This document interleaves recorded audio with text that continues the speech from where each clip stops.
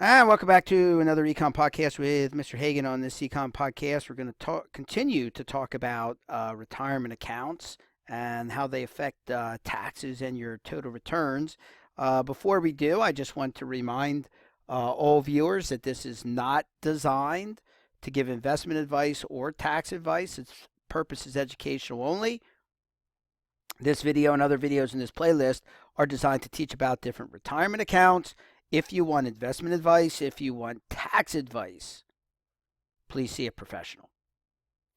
All right, so I want to keep talking about different types of retirement accounts that are available to investors in the United States. The first one that we talked about was a personal account. That's actually not a retirement account.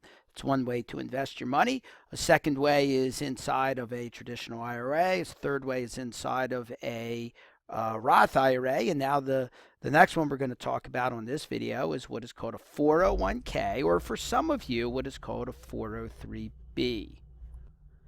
So let's talk about the difference here for a second between a 401k and a 403b.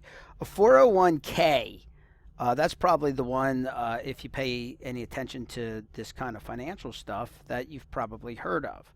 A 401k is for a private for-profit company, okay? Private and for-profit companies. So this would be something like if you worked for Apple or Microsoft or Walmart or other kind of businesses. They might have a 401k retirement program. And I'm going to describe what that means here in a minute.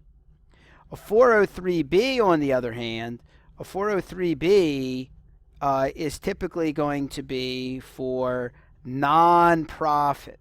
Okay, this is for non-profit. So that might mean things like what it typically would mean. It might mean that you work for a school district. It might be that the retirement plan, if you work for a nonprofit hospital, things like this. It could often be connected with governments, although there's other government plans, 457s. So there's all kind of these plans. These are the two main ones, a 401k and a 403b. Okay, 401k is for-profit companies. 403b is typically nonprofit institutions. Both of them are treated similarly under the law in terms of the tax effects. So you do get it if you put money into a 401k or a 403b, you get an income tax deduction. So this is going to be very similar, by the way, treated very similar to a traditional IRA. You get an income tax deduction up front, okay, just like a traditional IRA. And you can watch me talk about this on my video on traditional IRAs. Your contribution limits are much higher, however, than in IRAs. IRA contribution limits in the year 2020, that's when I'm doing this video. In the year 2020, the contribution limits for IRAs is at $6,500 if your income meets the requirements. For the 401k and 403b, it's $19,500 per person per year. That's a lot of money to be able to put into these accounts. Okay, so if you can maximize that 401k contribution each year, you're really packing away a lot of money. And by the way, you can max out your 401k and max out your IRA, assuming that you meet the income requirements to do so. The money, just like a traditional IRA, the money is going to grow tax deferred. It's going to be tax deferred growth. Okay, so you're going to get the full total return. You're going to get the full tax deferred growth until you withdraw the money at age 59 and a half. You do have to wait till age 59 and a half, or else you'll pay penalties and things like that. When you take the money out, again, just like with the traditional IRA, when you remove the money, you're going to have to pay income taxes. And then finally, you are limited to where you can invest your money. You can only invest your money in mutual funds or other investment companies that contract to work with your place of work. Because see, the 401k, 403b is directly connected to your employer. Okay, in fact, your contributions will typically come directly off your paycheck. Your employer will take them directly off your paycheck, take that money and invest it with whatever mutual fund companies they work with. Okay, so you are limited to the mutual fund companies that work with your place of employment. You could always go to your employer and ask them to get new ones, but that is a limiting factor. Okay, but you can contribute very large amounts.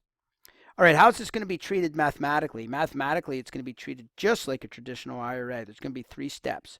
Step number 1 is to calculate your tax deduction, which is your contribution, the amount that you put into your 401k or 403b, multiplied by your income tax rate. That'll tell you how much you're going to save on taxes by contributing money to your 401k or 403b. Step number 2 is you calculate what that money will grow to by the time you retirement over some time period. So your contributions are going to grow at the full total return. That's going to be tax deferred growth, just like in the traditional IRA. Okay, so it's going to grow at P times 1 plus R to the T, where P is your contribution level. That's the amount of money you put in. And this R right here, okay, that R is your total return. Okay, it's not your after-tax total return, and you can see other videos that I've done to see what I mean by that. Go watch the video on the personal accounts to see what I mean by the after-tax total return. Okay, but this is going to grow at the full total return. But then finally, step number 3 is you're going to have to pay taxes when you withdraw the money. Okay, so you have to calculate how much you're going to keep after paying your income taxes when you take the money out. Okay, it says right here, it's going to get taxed as income when you withdraw this money at retirement. So you're going to take your answer from step number 2 from up here, the amount of money that you've accumulated, and multiply that by 1 minus your income tax rate at retirement. Why? Because 1 minus that tax rate is how much you get to keep. The tax rate is how much the government takes. 1 minus that is how much you keep after paying your taxes. Okay, so it's going to be a 3-step process, the same as the traditional IRA. And we'll do an example of this on an upcoming video. Okay, so this has been Mr. Hagan on another Econ podcast. Thanks for joining me, and we'll see you on the next Econ podcast.